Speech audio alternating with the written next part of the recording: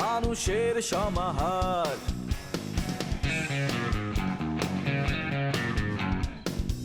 ভেতর আর বাহিরে চলছে উৎসব অপেক্ষার।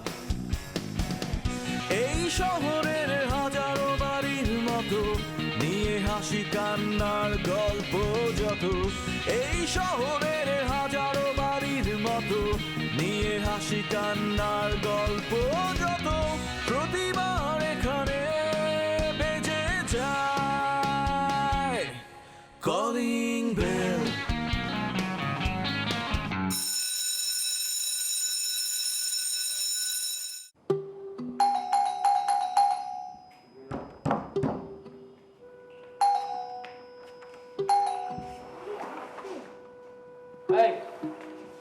এতক্ষণ লাগে দরজা খুলতে?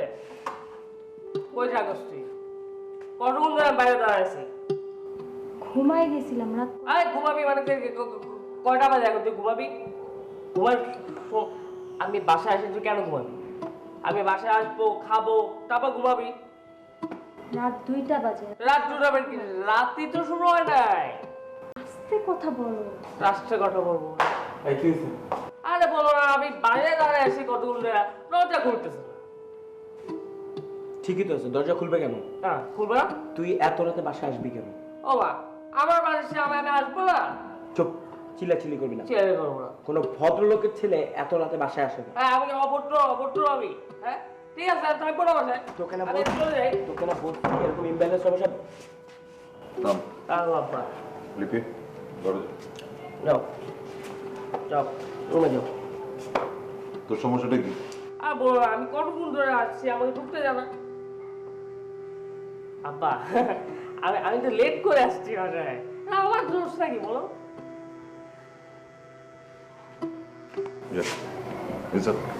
নিয়ে যাবো, শুয়ে দে। এই ধর পড়ে যাবে, শুয়ে দেবো। সরি এই লিপি সরি। আমি তো ইচ্ছা করে লেট করি না বলো। এটা এটা এটা এটা আমার দোষ না।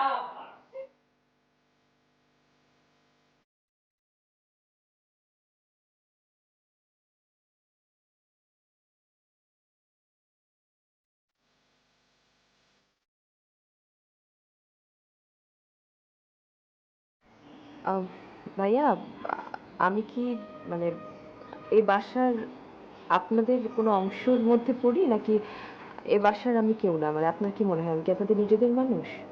সে কি, এটা তুমি কি ধরনের প্রশ্ন করছো? তুমি হচ্ছে আমার ছোট ভাইয়ের স্ত্রী, তোমাকে এ বাসার কেউ মনে করবো না কেন? ভাইয়া, আমি আসলে অন্য একটা বিষয়ে কথা বলতে চাইছিলাম, হ্যাঁ, ব্যবসায়ী বিষয়ে। ভাইয়া, ইসহাক একের পর এক ব্যবসা লস করার পরেও আমি জানি নিজের যে দোকানটা ছিল সেটা বিক্রি করে দিয়েছে। তারপরে ও আমিনানগঞ্জ থেকে 10 লাখ টাকা নিয়েছে এবং তাকে সবাই মিলে দিয়েও দিয়েছে। জানে হয়তো আবারও সে লস করবে। তারপরেও তো আমি কি জানতে পারি ভাইয়া যে আসলে আমিনানগঞ্জের যে বিজনেস পলিসি, মানে সেটা রুলস এন্ড রেগুলেশনটা কি? যদিও ব্যবসায়িক কোনো বিষয় নিয়ে তোমার সাথে আসলে আমার আলাপ করাটা ঠিক না, তারপরও যেহেতু তুমি জানতে চাচ্ছ তোমাকে বলা যায়। যেটা হচ্ছে যে আমিনানগঞ্জের যতগুলো ব্যবসা তুমি দেখছো, আলাদা আলাদা কোম্পানি, সব কিছুই ঠিক আছে, কিন্তু আমাদের অ্যাকাউন্টস কিন্তু একটা। অর্থাৎ আমরা ওই একটা অ্যাকাউন্ট থেকেই সবগুলো ব্যবসা অপারেট করি। এখান থেকেই যদি আমরা নতুন কোনো ব্যবসা শুরু করতে চাই আমরা রিইনভেস্ট করি এবং বছর শেষে লভ্যাংশ এই অ্যাকাউন্ট থেকেই ডিস্ট্রিবিউট হয়। যেহেতু এটা রুলস অ্যান্ড রেগুলেশনের ভিতরে পড়ে, তাই ইসহাক একের পর এক ব্যবসা লস করে যাবে আর আপনারা তাকে আবার মানে রিইনভেস্টমেন্ট করতেই থাকবেন। তোমার একটি তথ্য ভুল আছে পারুল, ইসহাক কোনো ব্যবসা লস করে। তবে হ্যাঁ, ও ব্যবসা কোনো লাভও করতে পারেনি। মোটার উপর ওর জমা খরচ মিলে সমান সমান একটা জায়গায় ছিল, ব্রেক ইভেন পয়েন্টে ছিল। এই জন্য ইসহাক ব্যবসাটা করতে চায়নি। সে কারণে ওই পুরনো ব্যবসা বাদ দিয়ে নতুন ব্যবসায় সে রিইনভেস্ট করেছে। আর আমাদের ফান্ডের বিষয়টা হচ্ছে এরকম যে আলাদা আলাদা কোম্পানি আমাদের আমিনানগঞ্জে, ব্যবসাগুলো আলাদা আলাদা হয়, কিন্তু এর প্রফিট বা যে টাকাটা আমাদের কাছে রিটার্ন আসে সেই টাকাটা আমরা একটা কমন অ্যাকাউন্টে রাখি এবং সেখান থেকে আসলে সবগুলো ব্যবসা অপারেট করা হয়। প্রয়োজন অনুযায়ী বিভিন্ন ব্যবসায় যদি সাবসিডি দিতে হয় এখান থেকে দেওয়া হবে, নতুন কোনো ব্যবসায় ইনভেস্ট করতে গেলে ওই ফান্ড থেকে টাকাটা দেওয়া হবে। এবং আমাদের প্রত্যেকটা কোম্পানির যে শেয়ার হোল্ডার আছে তাদের শেয়ারের প্রফিটটাও এই কমন ফান্ড থেকে। আচ্ছা ভাইয়া, মানে আরেকটা প্রশ্ন করছি ব্যবসার সম্পর্কিত, এই যে আপনাদের আসলে যে মানে ইনভেস্টমেন্ট যেটা করেন আপনারা, সেখানে আসলে কার শেয়ার কতটুকু, মানে আপনাদের কার কার কাছে কতটুকু শেয়ার আসে? জিজ্ঞেস যেহেতু করেছো বলা তো যাই। তোমার প্রশ্নের উত্তর হচ্ছে যে আমাদের টোটাল ব্যবসার 70% শেয়ার হচ্ছে আমার, আর রুহুল আমিনের হচ্ছে 30% শেয়ার। আর আমার পরবর্তী প্রজন্ম মানে ইসাক, পারভেজ, শিউলি, লিপি, ওরা কিন্তু আমার ওই 70% থেকে ওদের উত্তরাধিকার পেয়ে যাবে। যে একটা মানুষ রুহুল আমিন, সেই ব্যবসাটা পুরোটা দেখছে, আর যারা আছে তারা তো শুধু ভাগের খাতা ভারী করছে।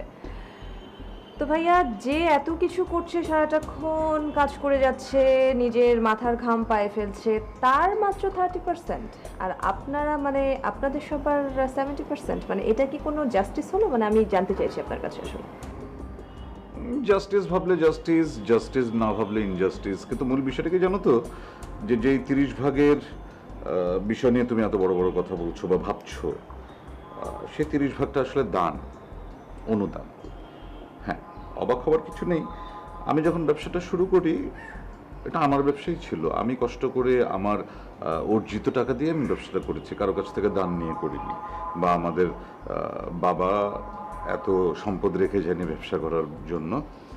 তো রুহুল আমিন তো তখন ছোট, এই জন্য আমি ওর ওপর কোনো যেন চাপ না আসে, ওকে লেখাপড়া করতে দিয়েছি। লেখাপড়া শেষে যখন ও চাকরি বাকরি পাচ্ছিল না, তখন আমি চিন্তা করে দেখলাম যে আমার এত সম্পত্তি দিয়ে আমি কি করব। ঠিক আছে, ছোট ভাই তো, মায়ের পেটের ভাই, ওকে আমি কিছুটা দান করে দিলে কি হয়।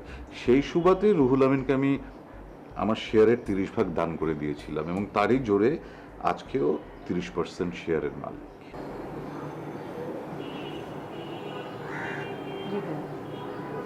আর আরেকটা কথা তো আমি বলে রাখি,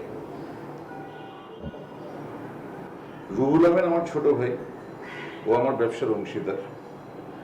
ব্যবসা নিয়ে যাবতীয় হিসাব নিকাশ, প্রশ্নোত্তর আমি রুহুল আমিনের সাথে করতে স্বচ্ছন্দ বোধ করবো। তুমি ঘরের বউ, সেই জায়গাটাতেই থেকো।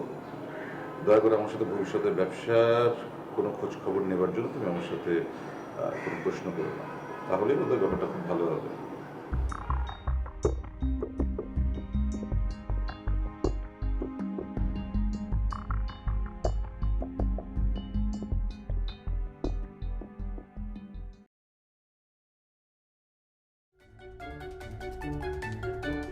পাম্পি, কি সমস্যা আপনার আনোয়ার ভাই?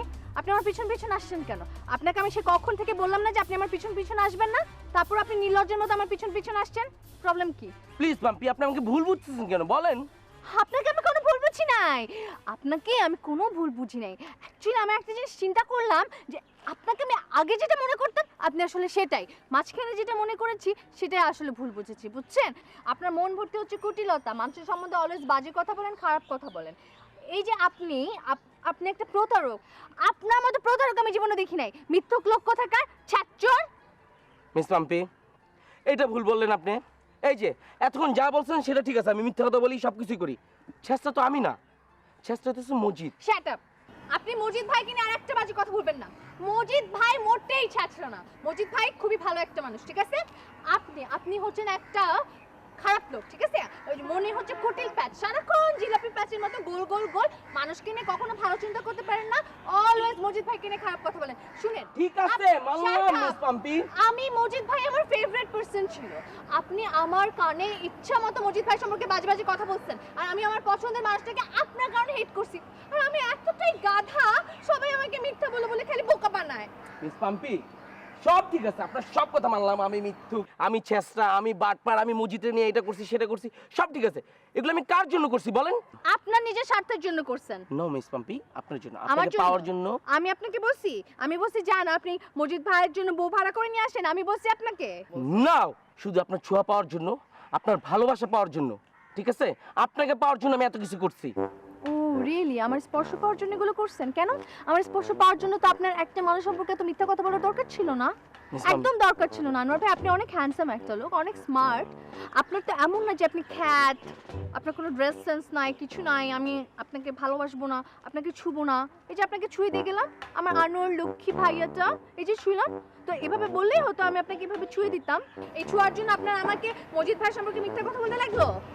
না ঠিক আছে, এই ছোঁয়াটার জন্যই তো আমার এত কিছু, মানে সারা জীবন আপনি যাতে আমার এই গালে হাত দিয়ে এনিওয়ে, আমি আর এসব শুনতে চাই না। আমি আপনাকে নিয়ে ফেড আপ। আপনার ভিতর বাইরে আমি কিছু দেখতে চাই না ভাই। আপনি আপনার মতো থাকেন, আমার কাছে অ্যাটলিস্ট এসে আর এর সম্বন্ধে ওর সম্বন্ধে বাজে কথা বলেন না। আমি আপনার কাছে কিছু দেখতে চাই।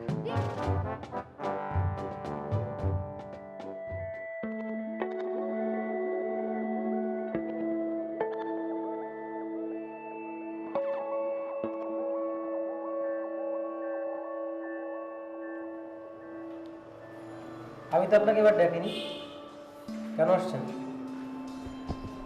আমি আসছি আমার স্টেটমেন্ট দিতে। একবার তো দিয়েছেন, আবার কিসের স্টেটমেন্ট? গতবার কিছু ভুল তথ্য ছিল, এবার সঠিক তথ্যগুলো দিয়ে স্টেটমেন্ট দিচ্ছে। মানে এবার সত্যটা বলবেন, বলেন।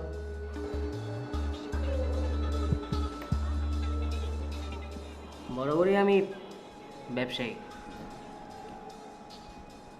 ব্যবসায় মুনাফা অর্জন করে আমার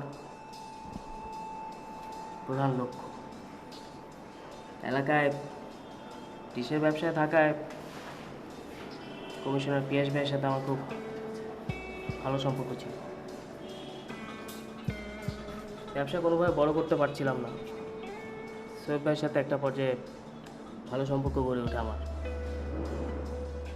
তারপর ওনার অনুমতিক্রমে ওনার এলাকাও আমার ব্যবসা ছড়ায় যায়। পিয়াস ভাই, সোহেব ভাই, হঠাৎ করে সোহেব ভাইয়ের লোক সেলিম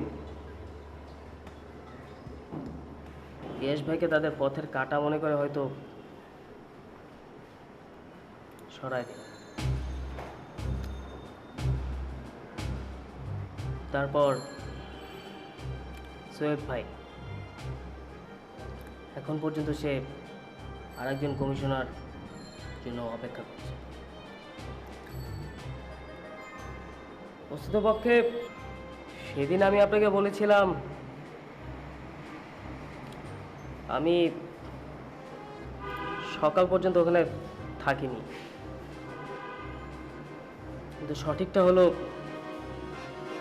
সারা রাত আমি ঘুমের ভান করেছিলাম। সকাল পর্যন্ত আমি ছিলাম।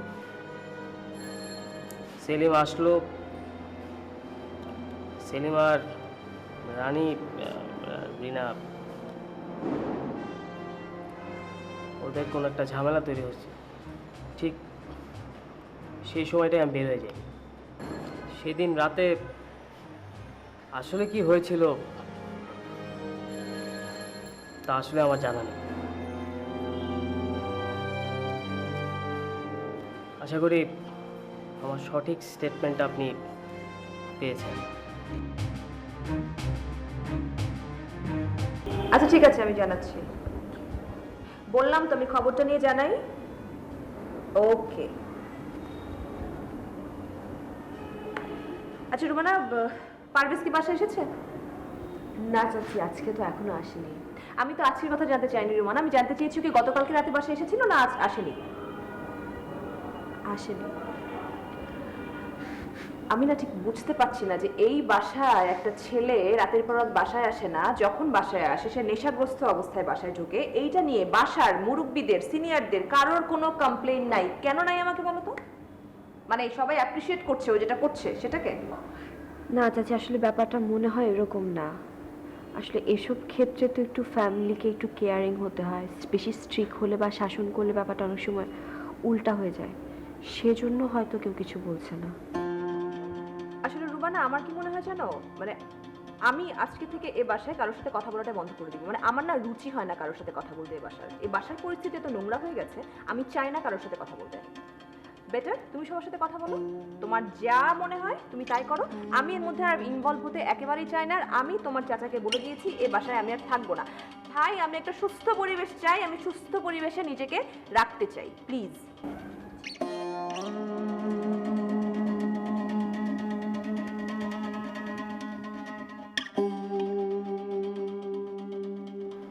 শেফ সাহেব কেমন আছে?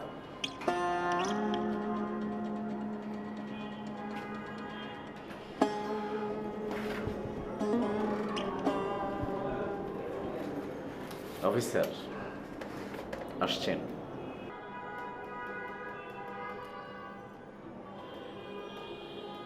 আপনি অনেক চালাক, অনেক বুদ্ধিমান, সব আগে থেকে বুঝতে পারেন।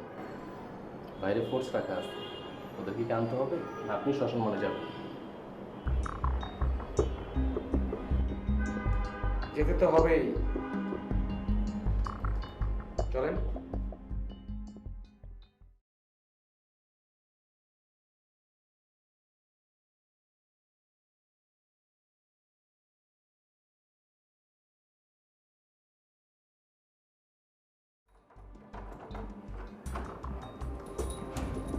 এই যে নতুন তালা লাগিয়ে দিলাম বৌমা, লিপি। এখন থেকে এই বাড়ির দরজা সবসময় তালা চাবি মারা থাকবে। ও রুল আমিন, ভালো হয়েছে তুই চলে এসছিস।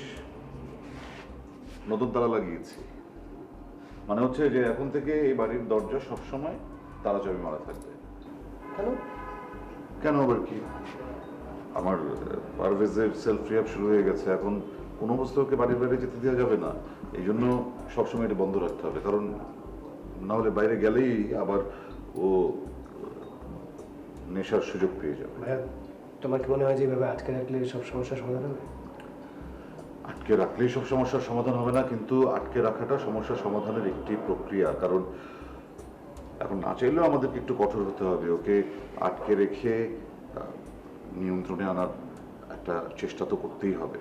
আর আরেকটা কথা, আসলে শুধু বাসা থাকতে তো হবে না, ওকে একটু টাইম দিতে হবে সবার।